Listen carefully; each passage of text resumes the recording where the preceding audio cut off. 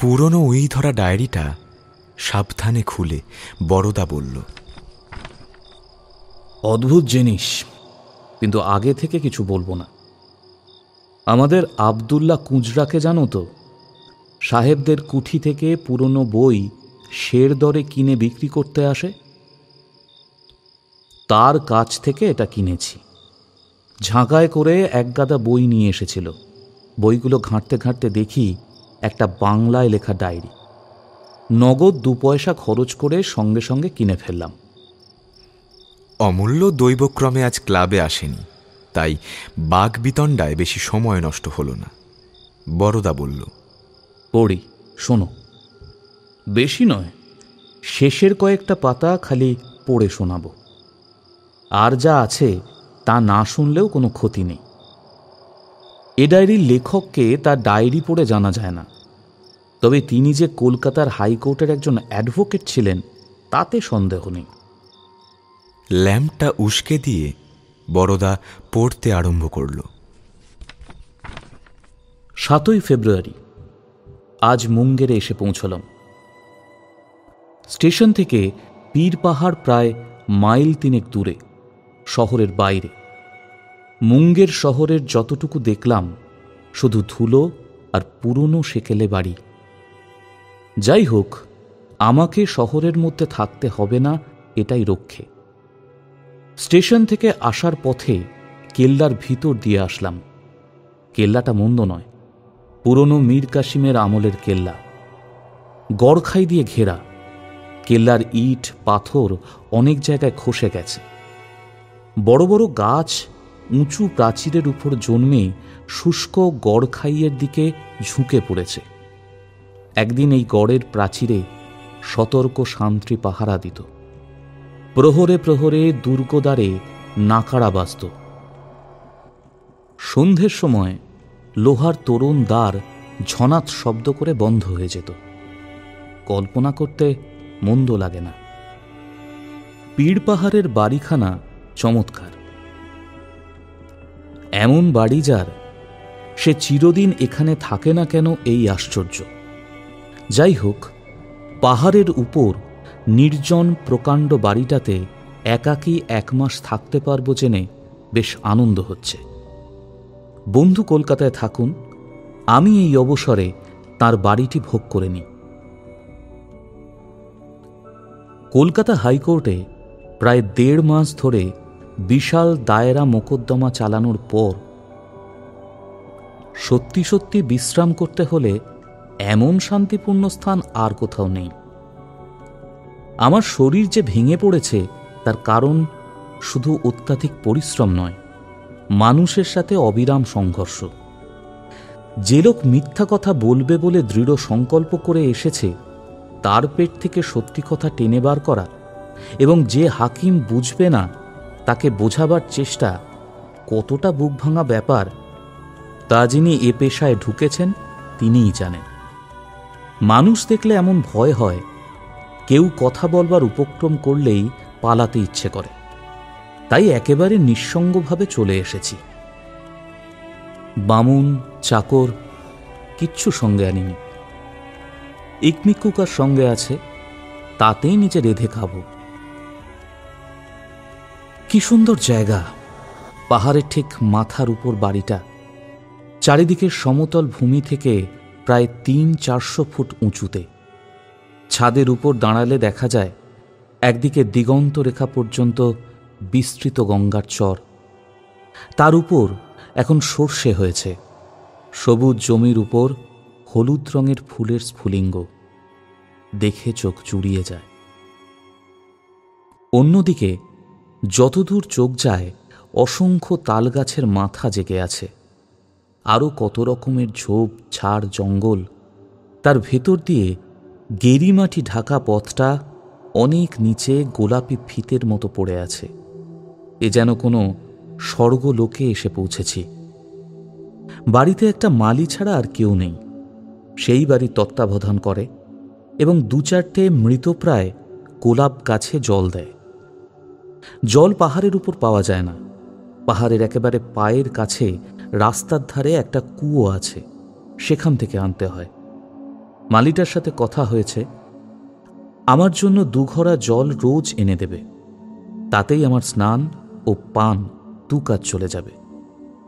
মালিটাকে বলে দিয়েছি পারদ পক্ষে যেন আমার সামনে না আসে, আমি একলা থাকতে চাই। 8ই ফেব্রুয়ারি। কাল রাতে এত ঘুমিয়েছি যে জীবনে মনে হয় এমন ঘুমাইনি। রাত 9টার সময় শুতে গিয়েছিলাম। যখন ঘুম ভাঙল তখন বেলা 7টা। ভোরের রোদ খোলা জানলা দিয়ে বিছানায় এসে পড়েছে। গোছগাছ করে সংসার পেতে ফেলেছি। সঙ্গে কিছু চাল, ডাল, আলু ইত্যাদি এনেছিলাম, তাতে আরও 3-4 দিন চলে যাবে। ফুরিয়ে গেলে মালিকে দিয়ে শহরের বাজার থেকে আনিয়ে নেব। ট্রাঙ্কগুলো খুলে দেখলাম প্রয়োজনীয় জিনিস সবই আছে। দাড়ি কামানোর সরঞ্জাম, সাবান, তেল, আয়না, চিরুনি, কিছুই ভুল হয়নি। 1 বান্ডিল ধূপকাঠিও রয়েছে দেখলাম, ভালোই হলো। এখনও অবশ্য একটু শীত আছে, কিন্তু গরম পড়তে আরম্ভ করলে মশার উপদ্রব বাড়তে পারে। চাকরটার বুদ্ধি আছে দেখছি, কতগুলো বই ও কাগজ পেন্সিল ট্রাঙ্কের মধ্যে পুড়ে দিয়েছে। যদিও এই 1 মাসের মধ্যে বই স্পর্শ করব না প্রতিজ্ঞা করেছি, তবু হাতের কাছে 2-1খানা থাকা ভালো। বইগুলো কিন্তু একেবারেই বাজে। পরলোক, ভূত দর্শন, উন্মাদ ও প্রতিভা, এসব বই আমি পড়ি না। চাকরটা বোধহয় ভেবেছে আইন ছাড়া অন্য যে কোনো বই পড়লেই আমি ভালো থাকব। সে একটু আধটু লেখাপড়া জানে, সাথে কি বলে স্বল্পবিদ্যা ভয়ঙ্করী। এখানেও একটা ছোটোখাটো লাইব্রেরি আছে দেখছি। একটা ছোট আলমারিতে গোটা কয়েক পুরনো উপন্যাস, বেশিরভাগেরই সামনের ও পেছনের পাতা ছেঁড়া। যাই হোক, পড়বার যদি ইচ্ছে হয় বইয়ের অভাব হবে না। দুপুরবেলাটা বেশ আনন্দে কাটল। শূন্য বাড়িময় একা ঘুরে বেড়ালাম। পাহাড়ের উপর এই বিশাল বাড়ি কে তৈরি করেছিল, এর কোনো ইতিহাস আছে কি? কলকাতায় ফিরে বন্ধুকে জিজ্ঞাসা করব। বাড়ি যেই তৈরি করুক, তার রুচির প্রশংসা করতেই হয়। যে পাহাড়ের উপর বাড়িটা রয়েছে তা দেখতে একটা উল্টানো বাটির মতো। কবি হলে আরও রসালো উপমা দিতে পারতাম, হয়তো সাদৃশ্যটাও আরও বেশি হতো, কিন্তু আমার পক্ষে উল্টানো বাটিই যথেষ্ট। সাদা বাড়িখানা, তার উপর মাথা তুলে আছে। বাড়িখানা যেমন বিশাল তেমনি মজবুত। মোটা মোটা দেওয়ালের মাঝখানে বিশাল একটা ঘর, নিজের বিশালতার গৌরবে শূন্য আসবাবহীন অবস্থাতেও সব সময় গমগম করছে। বাড়ির সামনে খানিকটা সমতল জায়গা আছে, সেখানে গোলাপ বাগান। গোলাপ বাগানের শেষে ফটক। ফটকের বাইরেই নিচে যাবার ঢালু পাথর ভাঙা পথ বেঁকে বাড়ির কোল দিয়ে নেমে গেছে। ফটকের সামনে কিছু দূরে একটা প্রকাণ্ড কূপ, গভীর হয়ে কোথায় চলে গেছে তার তল পর্যন্ত দৃষ্টি যায় না। কূপের চারপাশে আগাছা জন্মেছে। একটা শিমুল গাছ তার মুখের বিরাট গর্তের উপর ঝুঁকে পড়েছে। কূপের ভেতর 1 টুকরো পাথর ফেলে দেখলাম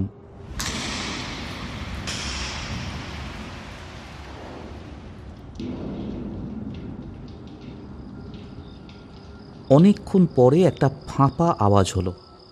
কূপটা নিশ্চয়ই শুকনো। সন্ধ্যের সময় কূপের কাছে গিয়ে দাঁড়ালাম। নিচে বেশ অন্ধকার হয়ে গেছে।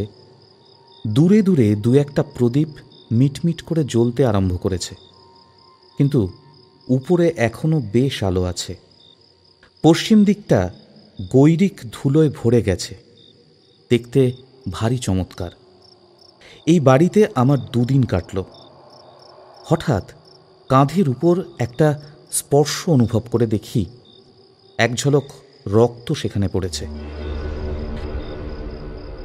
কিন্তু তখনই বুঝতে পারলাম রক্ত নয়, ফুল। শিমুল গাছটায় 2-4টে ফুল ধরেছিল, আগে লক্ষ্য করিনি।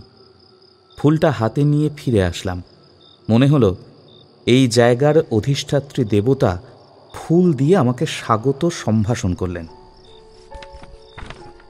9ই ফেব্রুয়ারি। আজ শরীরটা ভালো ঠেকছে না, বোধহয় একটু জ্বরভাবও হয়েছে। মাথার মধ্যে কেমন একটা উত্তাপ অনুভব করছি। মোকদ্দমা নিয়ে অতিরিক্ত মানসিক পরিশ্রম করেছি, তার কুফল এখনও শরীরে লেগে আছে। অকারণে স্নায়ুমণ্ডল উত্তেজিত হয়ে ওঠে। আজ উপোস করেছি, আশা করি কাল শরীর বেশ ঝরঝরে হয়ে যাবে। 10ই ফেব্রুয়ারি। প্রাচীন গ্রীসে সংস্কার ছিল প্রত্যেক গাছ, লতা, নদী, পাহাড়ের একটা করে অধিষ্ঠাত্রী দেবতা আছে। আধুনিক বিজ্ঞানশাসিত যুগে কথাটা হাস্যকর হলেও উপদেবতা অধিষ্ঠিত গাছপালার কথা কল্পনা করতে মন্দ লাগে না। সাঁওতালদের মধ্যেও এরকম সংস্কার আছে বলে শুনেছি। যারা বনে জঙ্গলে বাস করে তাদের মধ্যেও এই রকম বিশ্বাস হয়তো স্বাভাবিক। মানুষ যেখানেই থাকুক দেবতা সৃষ্টি না করে থাকতে পারে না। আমরা সভ্য হয়ে ইট পাথরের মন্দিরের মধ্যে দেবতা প্রতিষ্ঠা করি। যারা বনের মানুষ তারা গাছপালা, নদীনালাতেই দেবতা আরোপ করে সন্তুষ্ট থাকে। আত্মবিশ্বাসের যেখানে অভাব সেখানেই দেবতার জন্ম। মানুষ সহজ অবস্থায় ভূত, প্রেত, উপদেবতা, এমনকি দেবতা পর্যন্ত বিশ্বাস করতে পারে না। ওসব বিশ্বাস করতে হলে রীতিমতো মস্তিষ্কের ব্যাধি থাকা চাই। কিন্তু সে যাই হোক, উপদেবতার কথা কল্পনা করতে বেশ লাগে। আমার ওই শিমুল গাছটায় যদি একটা দেবতা থাকত, তাকে দেখতে কেমন হতো? কিংবা অত দূর যাবার প্রয়োজন কি আছে? এই পাহাড়টারও তো একটা দেবতা থাকা উচিত। তিনিই বা কেমন দেখতে শুনতে? তিনি যদি হঠাৎ একদিন আমাকে দেখা দেন তবে কেমন হয়? 11ই ফেব্রুয়ারি। দিনের বেলাটা পাহাড়ের উপরেই এধার ওধার ঘুরে এবং রান্নাবান্নার কাজে বেশ একরকম কেটে গেল। কিন্তু সন্ধ্যের পর থেকে শোয়ার আগে পর্যন্ত এই 3-4 ঘন্টা সময় যেন কিছুতেই কাটতে চায় না। এখন কৃষ্ণপক্ষ চলছে। সূর্যাস্তের পরই চারিদিকে ঘুটঘুটে অন্ধকার হয়ে যায়। তখন পৃথিবী পৃষ্ঠের সমস্ত দৃশ্য লেপে মুছে একাকার হয়ে যায়।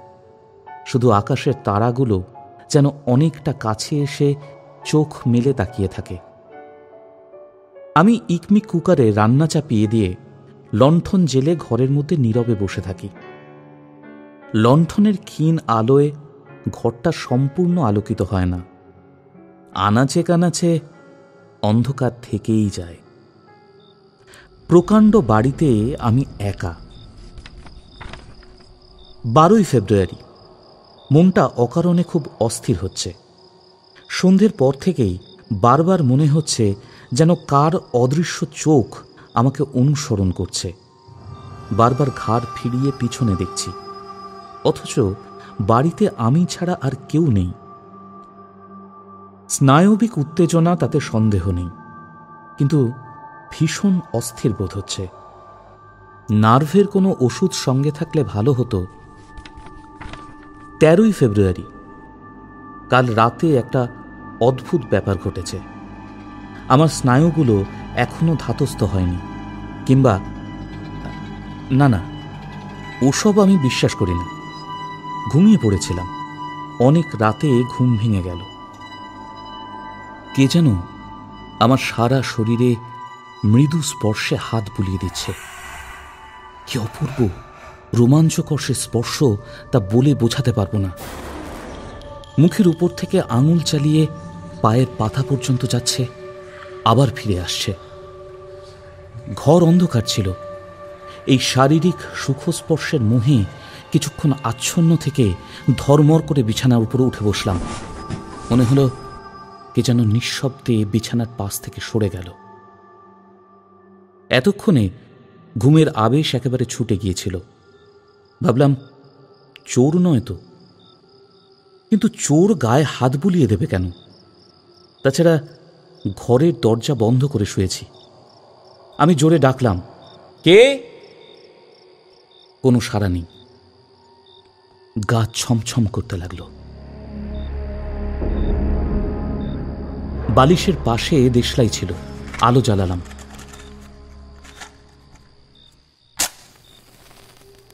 ঘরে কেউ নেই, দরজা আগের মতোই বন্ধ। ভাবলাম, ঘুমিয়ে নিশ্চয় স্বপ্ন দেখেছি। এমন অনেক সময় হয়, ঘুম ভেঙেছে মনে হলেও ঘুম সত্যি ভাঙে না। নিদ্রা ও জাগরণের মধ্যিখানে মনটা অর্ধচেতন অবস্থায় থাকে। দরজা খুলে বাইরে আসলাম। খোলা বারান্দায় এসে দেখলাম এক আকাশ নক্ষত্র জ্বলজ্বল করছে। ঘরের বদ্ধ বাতাস থেকে বাইরে এসে বেশ আরাম লাগলো।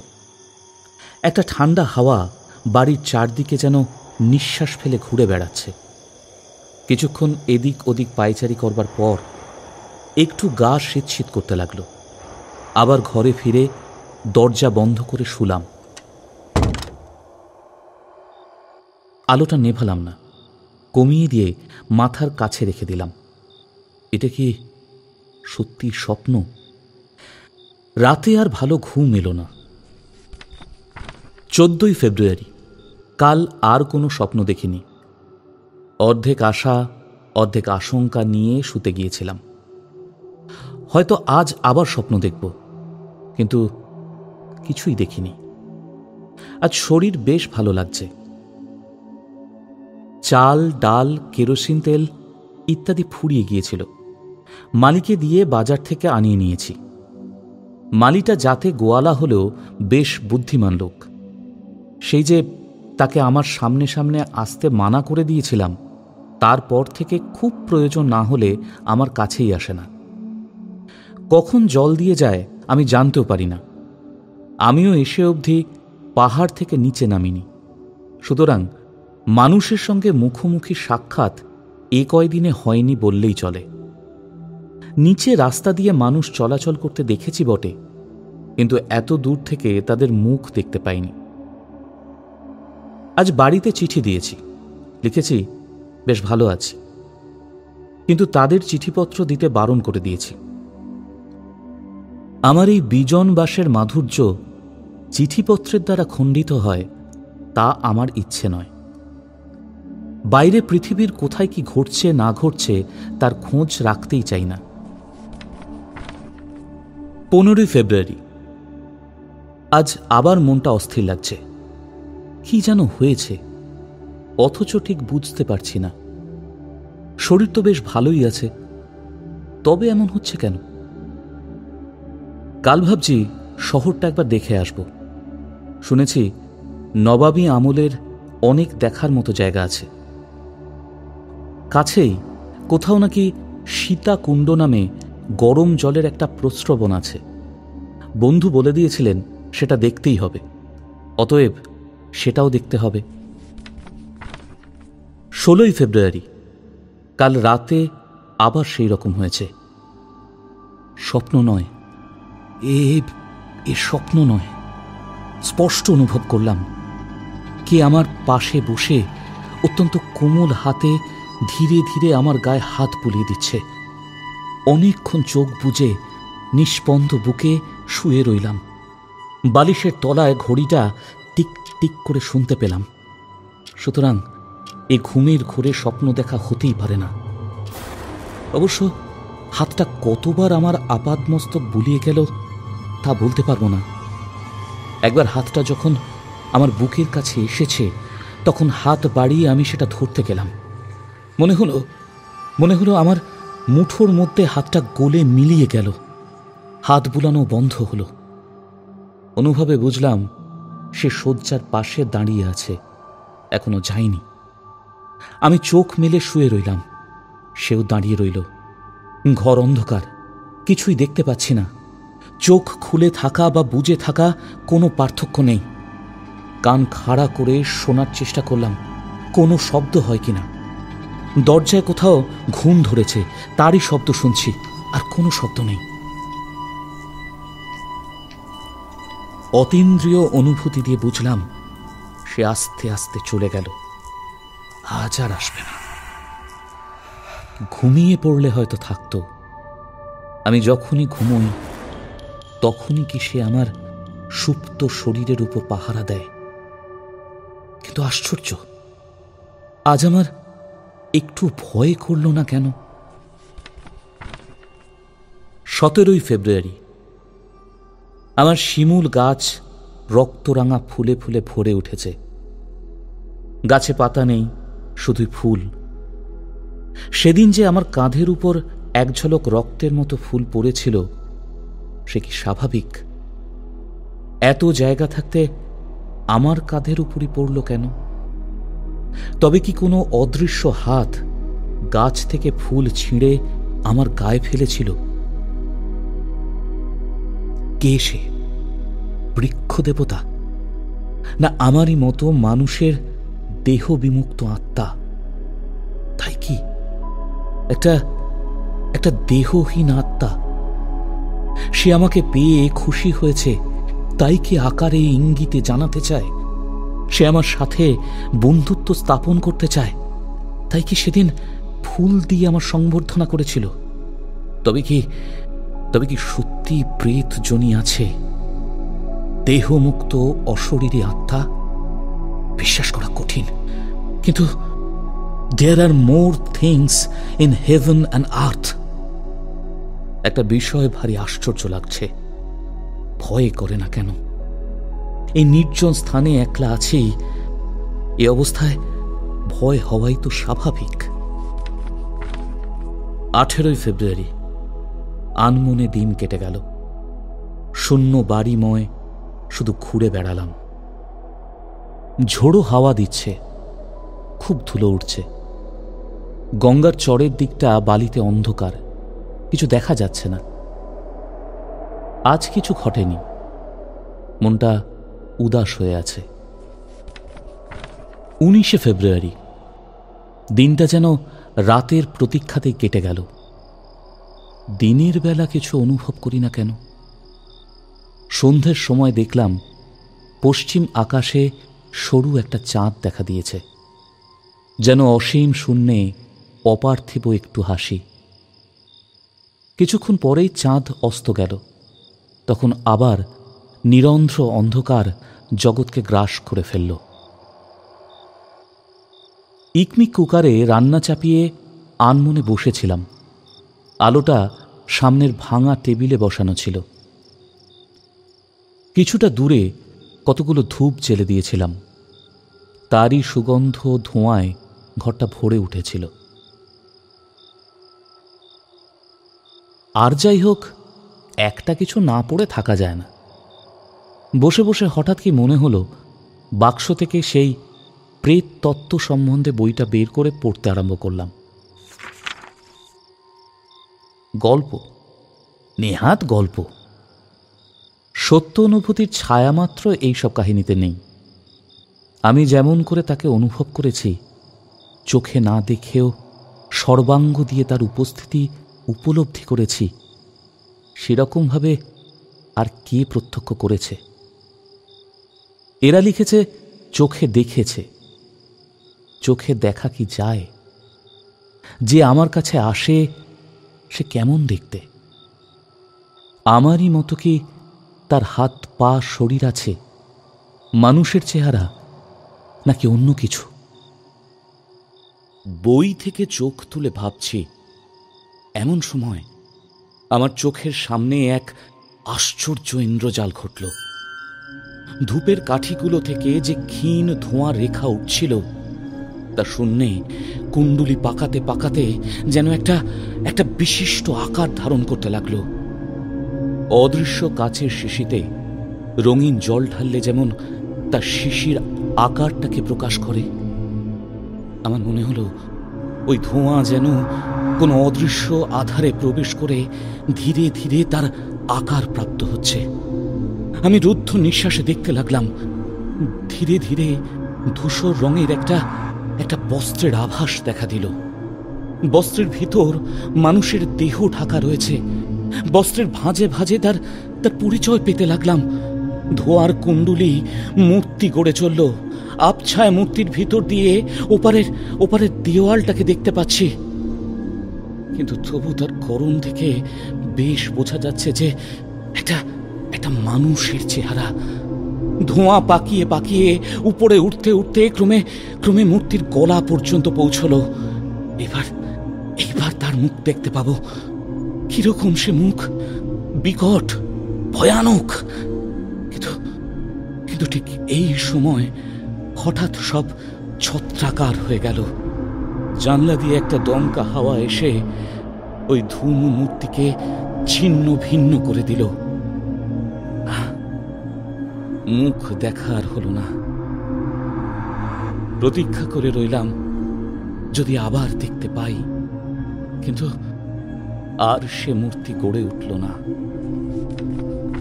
20 ফেব্রুয়ারি সে আছে, তাতে তিলমাত্র সন্দেহ নেই। এটা শুধু আমার উষ্ণ মস্তিষ্কের কল্পনা নয়।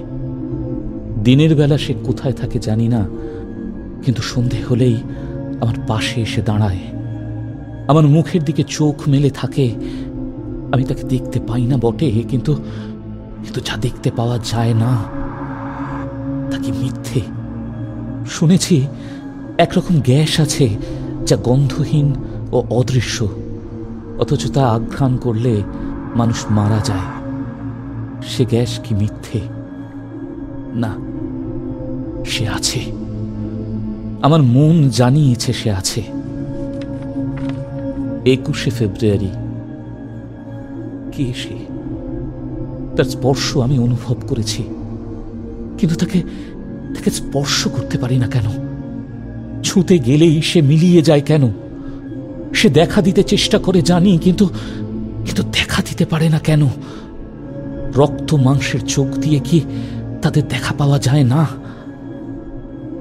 আমি এখন শোয়ার আগে ডায়েরি লিখছি, আর সে ঠিক আমার পেছনে দাঁড়িয়ে আমার লেখা পড়ছে। আমি জানি আমার শরীর রোমাঞ্চিত হয়ে উঠেছে, কিন্তু মুখ ফেরালেই তাকে দেখতে পাবো না। সে মিলিয়ে যাবে। কেন এমন হয়? তাকে কি দেখতে পাবো না? 22 ফেব্রুয়ারি কাল রাতে সে আর আসেনি। সমস্ত রাত তার প্রতীক্ষা করলাম, কিন্তু তবু সে আসলো না। কেন আসলো না? তবে কি আর আসবে না? নিজেকে অত্যন্ত নিঃসঙ্গ মনে হচ্ছে। আমার প্রতি রাতের সহচর হঠাৎ আমাকে ফেলে চলে গেছে। আর যদি না আসে? 23 ফেব্রুয়ারি জেনেছি সে নারী। কি অভাবনীয় ব্যাপার! যেন ধারণা করতে পারছি না। আজ সকালে স্নান করে চুল আঁচড়াতে গিয়ে দেখি এক কাছা দীর্ঘ কালো চুল আমার চিরুনিতে জড়ানো রয়েছে। এই চুল আমার চিরুনিতে কোথা থেকে আসলো? বুঝেছি, এ তার চুল। সে নারী। কখন তুমি আমার চিরুনিতে কেশ প্রসাধন করে অভিজ্ঞানখানা রেখে গেছো? কি সুন্দর তোমার চুল! তুমি আমায় ভালোবাসো, তাই বুঝি আমার চিরুনিতে কেশ প্রসাধন করেছিলে? আমার আরশিতে মুখ দেখেছিলে কি? কেমন সে মুখ! তার প্রতিবিম্ব কোনো আরশিতে রেখে যায়নি সে। তাহলে তো আমি তাকে দেখতে পেতাম। ওগো রহস্যময়ী, দেখা দাও। এই সুন্দর সুকোমল চুলগাছা যে তরুণ শোভা বর্ধন করেছিল, সেই দেহখানা আমাকে একবার দেখাও। আমি যে তোমায় ভালোবাসি। তুমি নারী, তা জানবার আগে থেকেই যে তোমাকে ভালোবাসি। কেমন তোমার রূপ! যে শিমুল ফুল দিয়ে প্রথম আমায় সম্ভাষণ করেছিলে, তারই মতো দিক আলো করা রূপ কি তোমার? তাই কি নিজের রূপের প্রতিচ্ছবিটা সেদিন আমার কাছে পাঠিয়েছিলে? ঠোঁট কি তোমার ওই রকম রক্তিম বর্ণ? পায়ের আলতা কি তারই রঙে রাঙা? কেমন করে, কোন ভঙ্গিতে বসে তুমি আমার চিরুনি দিয়ে চুল বেঁধেছিলে? কেমন সে খোপা! একটা রক্তরঙা শিমুল ফুল কি সেই খোপাতে পড়েছিলে?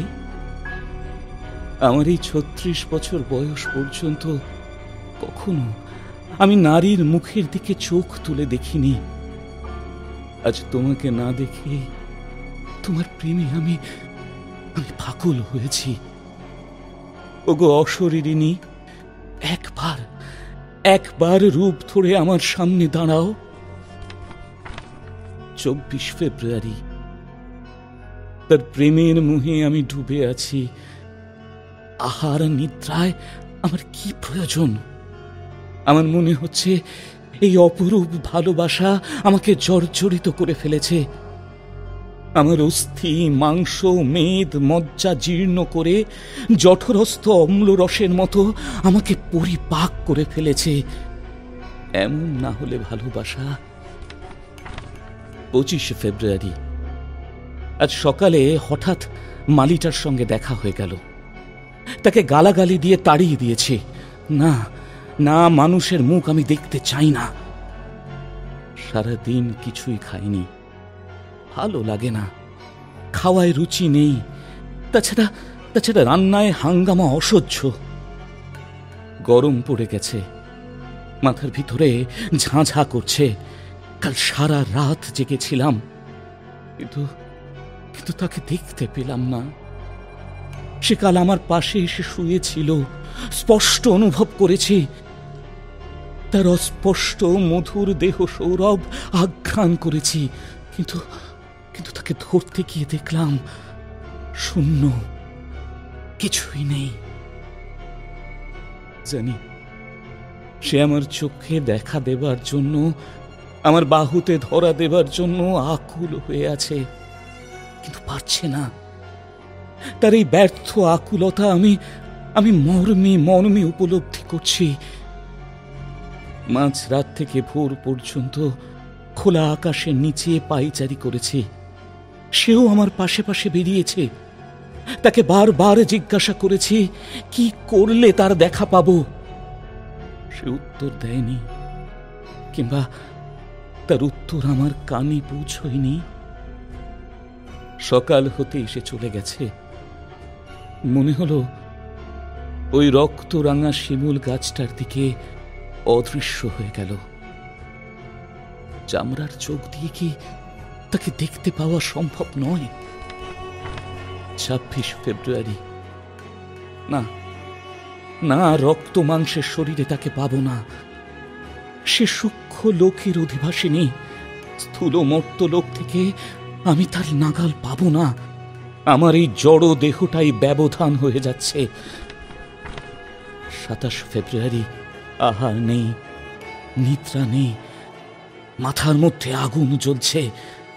আয়নায় নিজের মুখ দেখলাম। কি সত্যি আমি, না অন্য কেউ? আমি তাকে চাই, যেমন করে হোক চাই। স্থূল শরীরে যদি না পাই তবে ২৮ ফেব্রুয়ারি। হ্যাঁ, সেই ভালো, আর পারি না। শিমুল গাছের যে ডালটা কূপের মধ্যে ঝুঁকে আছে, তাতে একটা দড়ি টাঙিয়েছি। আজ সন্ধ্যের সময় যখন তার আসবার সময় হবে, ঠিক তখন সখী আর দেরি নেই। আজ ফাগুনের সন্ধ্যায় যখন চাঁদ উঠবে, তুমি খোঁপা বেঁধে প্রস্তুত হয়ে থেকো। তোমার রক্তরাঙা ফুলের থালা সাজিয়ে রেখো। আমি আসব, তোমাকে চোখ ভরে দেখব। আজ আমাদের পরিপূর্ণ মিলন রাত্রি। বড়দা আস্তে আস্তে ডায়েরি বন্ধ করে বলল, এখানেই লেখা শেষ।